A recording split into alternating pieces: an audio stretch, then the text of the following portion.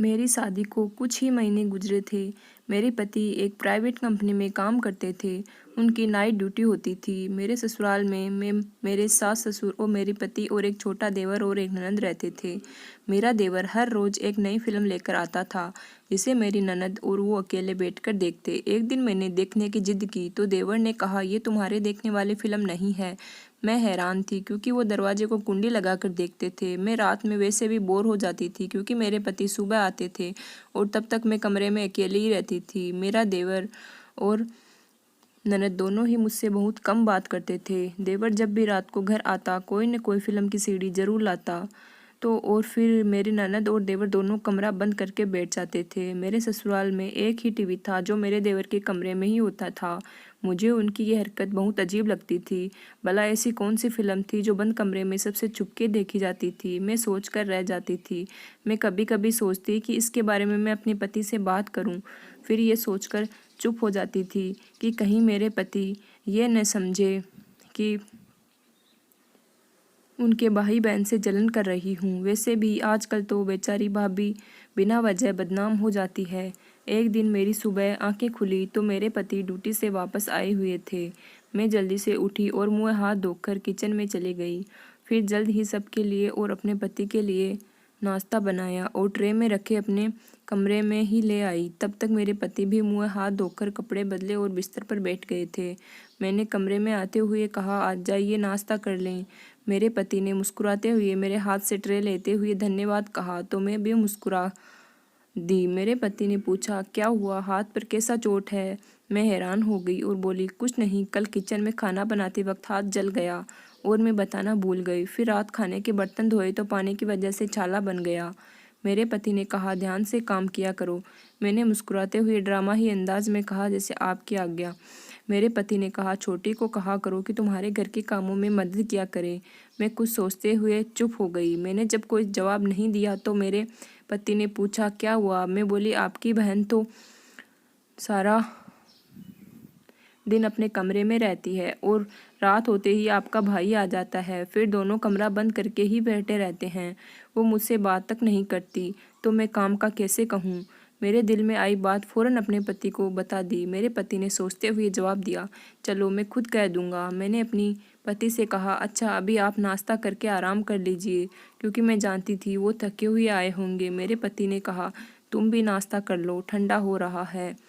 फिर हम दोनों ने एक साथ बैठकर नाश्ता किया।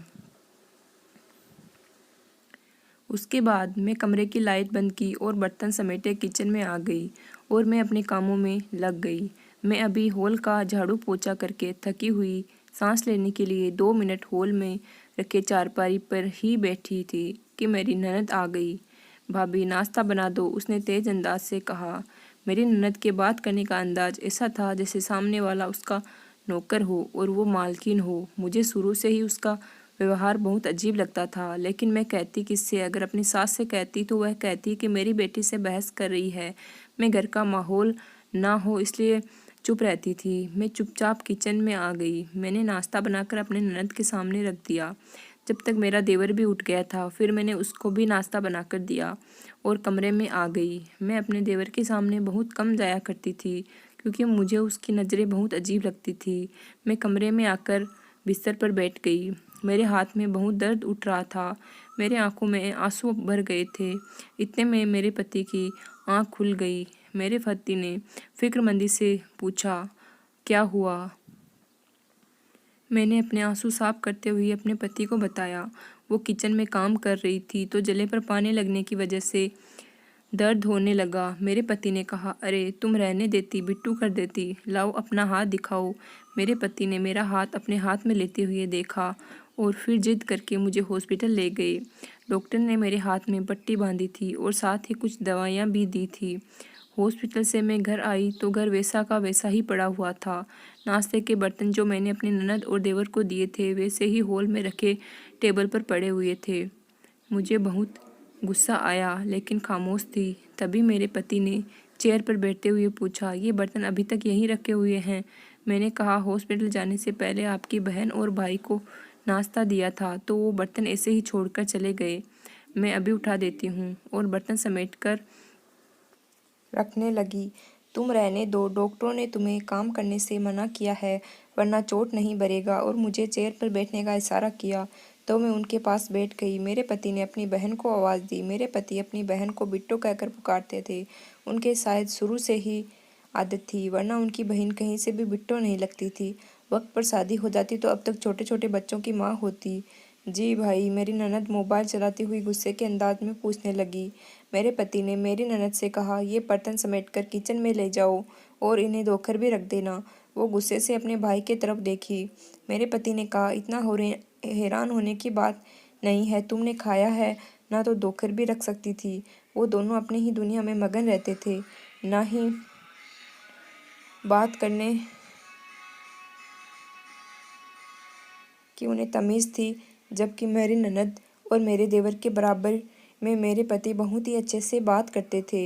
मुझे तो कभी कभी लगता है कि मेरे पति की मम्मी ने उन्हें ज़रूर कहीं से गोद लिया होगा, या फिर मेरे देवर और ननद को खुद ही सोचकर अपने ही सोच पर हंस देती थी। शाम को मेरे पति अपनी ड्यूटी पर चले गए तो मैं हॉल में आकर बैठ गई थी। मेरी ननद किचन में थी, क्योंकि मेरे पति ने मेरे ननद को सख्ती से मना किया था कि मुझे घर का कोई काम नहीं करने देना। अपने भाई की बातें मानते हुए आज वो किचन में खाना बना रही थी। कुछ ही देर बाद दरवाजे पर दस्तक हुई। कौन है? मैंने दरवाजे के पास जाते हुए पूछा। भाभी मैं, मेरे देवर ने कहा तो मैंने दरवाज़ा खोल दिया। फिर मेरा देवर घर में दाखिल हुआ तो सीधा मेरे ननद के कमरे में चला गया, लेकिन जब मेरे ननद को कमरे में ना पाया तो आवाज़ देने लगा। फिर मेरी ननद ने किचन से आवाज़ लगाई तो वो किचन में चला गया। दोनों आपस में धीरे धीरे कुछ बात कर रहे थे। मैं हॉल में रखी सोफे पर बैठी हुई थी। मुझे उनकी आवाज़ें सही से सुनाई नहीं दे रही थी। फिर अचानक मेरे देवर का फ़ोन बजने लग गया तो वो कोई सीडी मेरी ननद को दिया और फ़ोन कान से लगाए घर से बाहर निकल गया। मेरी ननद ने खाना पकाते हुए वो सीडी वही किचन में रख दी। मैं किचन के बाहर रखी टंकी से पानी ले रही थी, लेकिन मेरी नज़र इन दोनों पर थी। मैं किचन में आ गई। मेरी ननद सब्जियां काट रही थी। मैं उनसे बात करने लगी। वो मुंह बनाए कुछ बातों का जवाब देती और कुछ को इग्नोर कर देती। मैंने उसकी नज़रों से बचकर वह सीढ़ी अपने पल्लू में छिपा ली। मैं किचन से बाहर निकलने लगी थी कि वो सीढ़ी मेरे पल्लू से निकलकर ज़मीन पर गिर गई। मेरी ननद ने फ़ौरन मुझे देखा। मेरे अनजान बनते हुए पूछा, ये सीढ़ी कहाँ से आई है? और वो सीढ़ी उठाई ताकि मेरी ननद को मुझ पर शक न हो कि मैं इस पर और अपने देवर पर नज़र रख रही हूँ। ये मेरी है, मुझे दीजिए। मेरी ननद झट से मेरे हाथ से वो सीढ़ी छीन ली और जल्दी से वो सीढ़ी लेते हुए अपने कमरे में चली गई। सबने खाना खा लिया तो मेरी ननद और मेरे देवर ने हमेशा की तरह अपने कमरे में कोई फिल्म लगा दी थी और दरवाजे को कुंडी लगा ली। मैं बोर तो हो रही थी, कमरे में चक्कर काट रही थी, फिर अपने घर पर फ़ोन मिलाकर बातें करने लगी और फिर पता ही नहीं चला कि कब आँख लग गई। अगले दिन मैं सुबह उठी कर हमेशा की तरह कामों में व्यस्त हो गई। फिर काम पूरा करके कमरे में आई तो मेरे पति ने कहा कि जब तक मेरा हाथ ठीक नहीं हो जाता मैं अपने मायके चले जाऊं, ताकि मुझे आराम मिले और हाथ जल्दी ठीक हो जाए। मैं जल्दी जल्दी तैयार हुई और बैग में कुछ कपड़े रख ली और अपने पति के साथ अपने मायके चली गई। मैं सुबह उठी तो मेरे पति की कॉल आ गई। थोड़ी देर उनसे बात की। वो थके हुए थे, सो गए। मम्मी ने मुझे नाश्ते के लिए बुला लिया। मैं नाश्ते के लिए हॉल में आ गई। मम्मी टेबल पर नाश्ता लगा रही थी। फिर हम सब ने एक साथ नाश्ता किया। मैं धीरे से बर्तन समेटने लगी।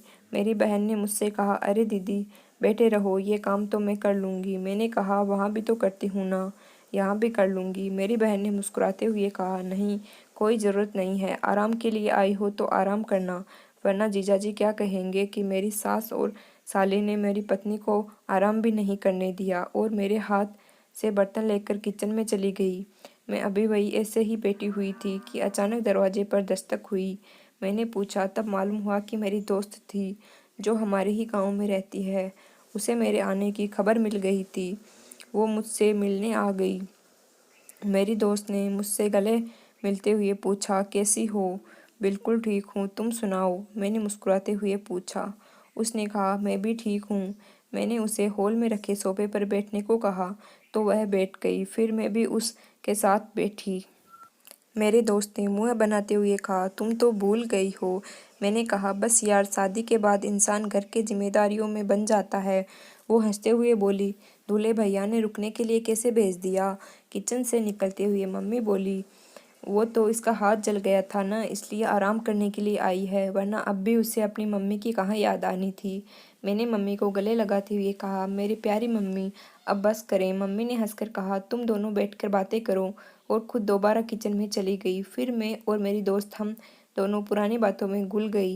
मेरी दोस्त ने कहा, तुम्हें याद है एक पिंकी आंटी हमारे गांव में रहती थी, उन्होंने अपने पति के मरने के बाद मास्टर चाचा से शादी कर ली थी। मैंने कहा, हाँ मुझे याद है, लेकिन क्यों, क्या हुआ? मेरी दोस्त ने बताना शुरू किया कि पिंकी आंटी ने जब मास्टर चाचा से शादी की तो उससे पहले मास्टर चाचा का एक बेटा था, जिसके बारे में हमेशा गांव में सुनते रहने थे, किसी न किसी से झगड़ा हो गया है। मैंने कहा, हाँ ये सब बातों तो मुझे याद है, मुझे तो शुरू से ही मास्टर चाचा का बेटा खतरनाक लगता था।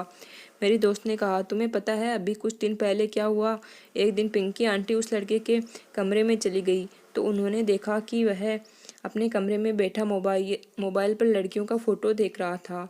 उस लड़के को जैसे ही मालूम हुआ कि पिंकी आंटी ने उसे देख लिया है तो वो उसने डरने की बजाय पिंकी आंटी को ही धमकियां देने लगा कि उन्होंने अगर किसी को भी यह बात बताई तो उनके साथ अच्छा नहीं करेगा। लेकिन फिर भी पिंकी आंटी ने चाचा को बता दिया। उन्होंने अपने बेटे को बहुत मारा और वो लड़का गुस्से में घर छोड़ दिया। एक दिन पिंकी आंटी ने किसी काम से घर से बाहर गई थी। उनके पहले पति से उनकी जो बेटी थी उस लड़के ने पकड़कर उससे साथ ज्यादती कर ली। उनकी बेटी उसी वक्त से पागल सी हो गई है और वो लड़का तभी से फरार है। बेचारी पिंकी आंटी बहुत रोती है। मैं तो ये सुनकर हैरान रह गई। मैंने अपनी दोस्त से कहा, मुझे ये सब सुनकर बहुत अफसोस हो रहा है। तो फिर थोड़ी देर बाद मेरी दोस्त अपने घर चली गई, लेकिन मेरे दिमाग से ये सब बातें नहीं निकल रही थी। फिर मैं अपनी दोस्त के साथ पिंकी आंटी के घर चली गई। मुझे उन्हें देखकर बहुत दुख हो रहा था। जवान बेटी का पागल होना उनके लिए बहुत बड़ी दुख की बात थी। मैं उनको कुछ दिन पहले ही देखी थी तो इस वक्त क्या से क्या हो गई थी। फिर मैं घर आ गई। कुछ दिन मायके रुकने के बाद मेरे पति मुझे लेने आ गए और मैं उनके साथ घर आ गई। मेरा हाथ भी अब बिल्कुल ठीक हो चुका था। मेरे पति मुझे घर छोड़कर अपनी नाइट ड्यूटी पर चले गए।